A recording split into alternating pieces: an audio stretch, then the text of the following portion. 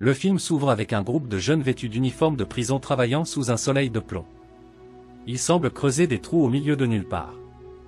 Alors qu'ils travaillent dans des conditions aussi hostiles, un jeune garçon nommé Barbag se fait délibérément mordre par un serpent pour échapper aux travaux forcés. La scène passe ensuite à un garçon nommé Stanley Yelta marchant dans la rue.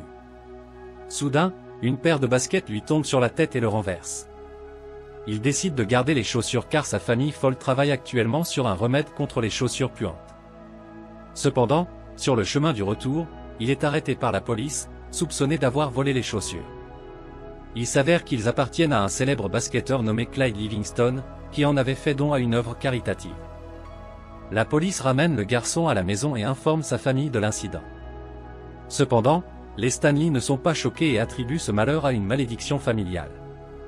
Stanley est ensuite présenté au tribunal et le juge le condamne à 18 mois de détention au camp Green Lake, un centre de détention pour mineurs. Là, il est présenté au responsable, Monsieur est un individu très strict et il prévient Stanley qu'il ne sert à rien de s'enfuir du camp car il n'y a pas d'eau à des kilomètres à la ronde. Il parle également des reptiles venimeux de la région, qui ont apparemment tué de nombreuses personnes. Stanley reçoit ensuite son uniforme et lui dit de creuser 5 pieds de profondeur et 5 pieds de diamètre chaque jour pour forger son caractère. Bien qu'il ne soit pas censé chercher quoi que ce soit en particulier, s'il trouve quelque chose d'intéressant, il pourrait gagner un jour de congé. Dans la scène suivante, le psychologue du camp, le docteur Pendansky, présente Stanley à un groupe de garçons qui portent les surnoms de X-Ray, Armpy, Skid, Zigzag, Magnet et Zero. Zero est toujours silencieux parce qu'il est le plus jeune. Stanley remplace Barbag dans l'équipe après avoir été transporté d'urgence à l'hôpital plus tôt. Au déjeuner, lorsque Stanley révèle qu'il a été accusé à tort d'avoir volé les baskets de Livingston, Zero brise son silence pour la première fois, surprenant tout le monde. Un flashback révèle alors que l'arrière-grand-père de Stanley, avait amassé une fortune en bourse, mais un jour, il est volé par une femme nommée Kissing, Kate Barlow. Cela le met dans un état de choc et en quelques mois, il est complètement fauché. N'ayant pas d'autre choix, Stanley y commence à travailler dans une ferme européenne, où il tombe amoureux de la fille de son maître. Il demande conseil à la voyante locale, Madame Zeroni, sur la façon de gagner le cœur de la jeune fille. Cependant, Zeroni lui dit que la fille est stupide et qu'il devrait plutôt immigrer aux États-Unis. Stanley y réfléchit bien mais à la fin, il ne tient pas compte du conseil et va demander la main de la jeune fille en mariage. Malheureusement, le père de la fille lui dit d'apporter un gros cochon en dot s'il souhaite avoir une chance d'épouser sa fille.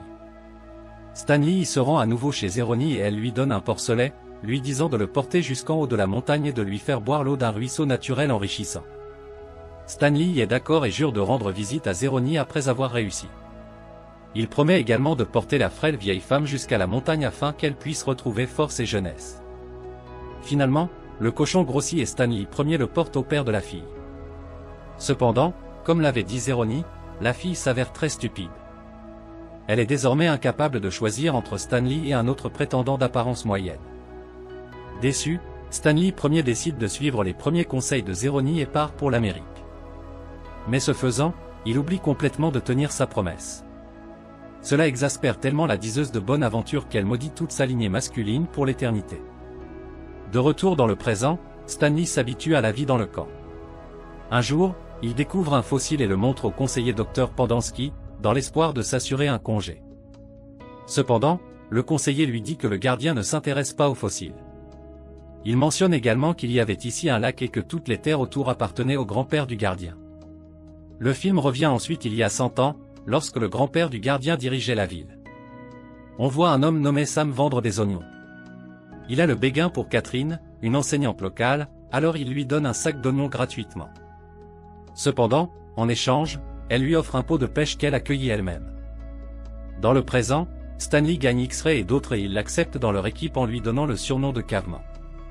C'est parce qu'il est doué pour trouver des fossiles. Un après-midi, il reçoit une lettre de sa mère et rit en lisant ses histoires. Bientôt, Zero arrive et demande de quoi il rit, admettant qu'il ne sait pas lire. Il demande alors à Stanley de lui apprendre à lire mais ce dernier refuse, affirmant qu'il est épuisé à force de creuser toute la journée.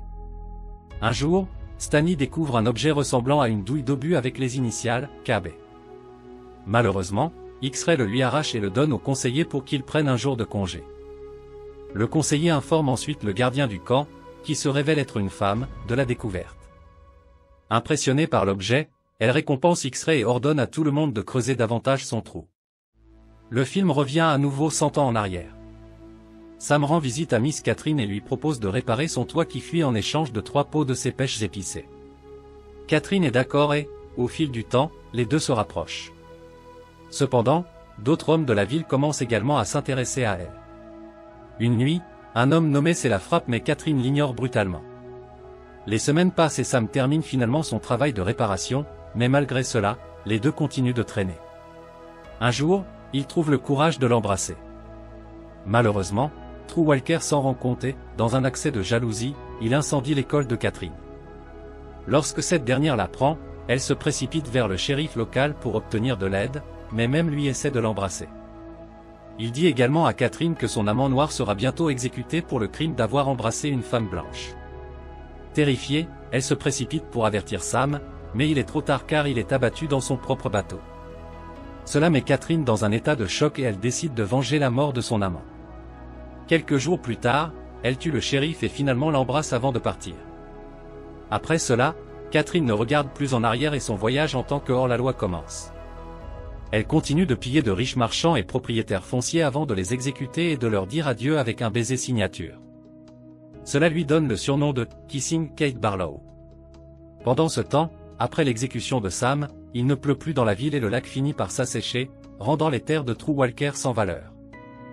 De retour dans le présent, un jour, alors que monsieur se rapporte de l'eau au garçon, Magnet lui vole un sac de graines. Malheureusement, monsieur remarque le sac manquant et menace de punir tout le monde. Lorsque personne n'intervient, Stanley décide de prendre la responsabilité pour sauver tout le monde. Monsieur l'emmène chez le gardien dans l'espoir de le faire punir pour le vol. Cependant, le gardien imprévisible gronde plutôt monsieur pour avoir distrait le garçon de ses fouilles. Lorsque Stanley revient sur le terrain, Zero creuse son trou pour le remercier d'avoir sauvé tout le monde. Ému par ce geste, Stanley propose de lui apprendre à lire et à écrire. Pendant qu'il traîne, Stanley fait le rapprochement entre 2 et découvre que l'enveloppe qu'il a trouvée plus tôt était en fait un tube de rouge à lèvres. Il n'appartenait à personne d'autre que Kate Barlow. Dans le même temps, Zero révèle également que son vrai nom est Hector Zeroni. Il est évident que le garçon est apparenté à Madame Zeroni, qui a maudit la famille Stanley il y a des années. Un jour, le responsable découvre que Stanley fait creuser ses trous à Zero. Il les réprimande tous les deux parce qu'ils sont inutiles et en entendant cela, Zero devient tellement en colère qu'il frappe l'homme avec une pelle et s'enfuit du camp. Plus tard, le directeur et d'autres responsables du camp discutent de l'évasion de Zero. Ils prédisent qu'il ne survivra pas plus d'une semaine, car Zero est orphelin. Il est révélé que sa mère l'a laissé dans un parc et n'est jamais revenu.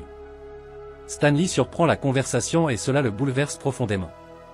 Plus tard dans la nuit, il se souvient comment son arrière-grand-père Stanley Yelnay a survécu 16 jours dans le désert après que Kate Barlow ait volé son chariot. Il s'avère que Stanley y a survécu grâce à un endroit appelé Goddess Finger. Personne ne sait où il se trouve parce que Stanley y était devenu fou lorsqu'il a finalement été retrouvé. Le lendemain, Stanley décide de s'enfuir pour sauver son ami Zero. Après avoir marché des heures dans le désert, il trouve enfin Zero endormi sous un vieux bateau abandonné. Ce dernier révèle qu'il a survécu grâce aux pots remplis de pêche qu'il a trouvés dans le bateau. Il est évident que le bateau appartient à Feu Samedi. Les garçons remarquent alors une montagne au loin qui ressemble à un pouce humain. Lorsque Stanley la regarde intensément, il se rend soudain compte que la montagne est le doigt de Dieu. Dans l'espoir de trouver quelque chose, les garçons commencent à escalader la montagne, mais à mi-chemin, Zero est fatigué et est incapable d'avancer. Refusant de l'abandonner, Stanley porte Zero sur son dos et l'emmène au sommet de la montagne. Ceci, sans le savoir, remplit la promesse de son arrière-grand-père envers Madame Zeroni en portant son arrière-petit-fils. Une fois arrivé au sommet de la montagne, il trouve le ruisseau. Il découvre également les oignons que Sam a fait pousser au bord de l'eau. Pendant ce temps, de retour à la maison, le père de Stanley trouve enfin un remède contre les chaussures puantes, une solution à base de pêche et d'oignons. Stanley est également déclaré innocent et l'avocat de la famille arrive au camp pour le récupérer. Cependant, le directeur cache l'information sur l'évasion de Stanley. Le lendemain, Zero récupère et avoue que Stanley s'est retrouvé au camp à cause de lui. Il s'avère que c'est Zero qui, sans le savoir, a volé les baskets lors de la vente aux enchères caritatives et lorsqu'il a remarqué que la police les recherchait, il a paniqué et les a jetés du haut d'un pont.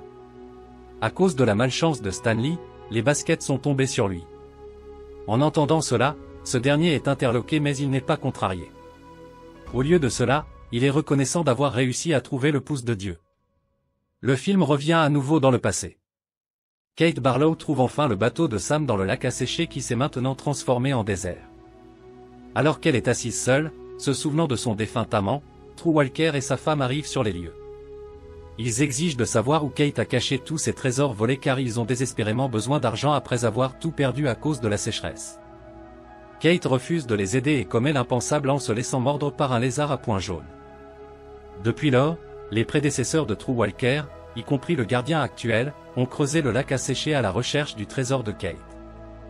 De retour dans le présent, Stanley et Zero retournent sur le terrain pour chercher le coffre au trésor où il a trouvé à l'origine le tube de rouge à lèvres de Kate. Ils finissent par réussir mais à ce moment-là, le gardien et Monsieur arrivent et tentent de s'emparer de la malle. Cependant, ils reculent rapidement lorsqu'ils remarquent que les lézards à poings jaunes ont grimpé sur les garçons. Le lendemain matin, la directrice attend toujours que les lézards s'en aillent pour qu'elle puisse voler le coffre. Il s'avère que les garçons sont en vie parce que les lézards sont opposés aux oignons qu'ils mangent. Au bout d'un moment, l'avocat de Stanley arrive également avec la police.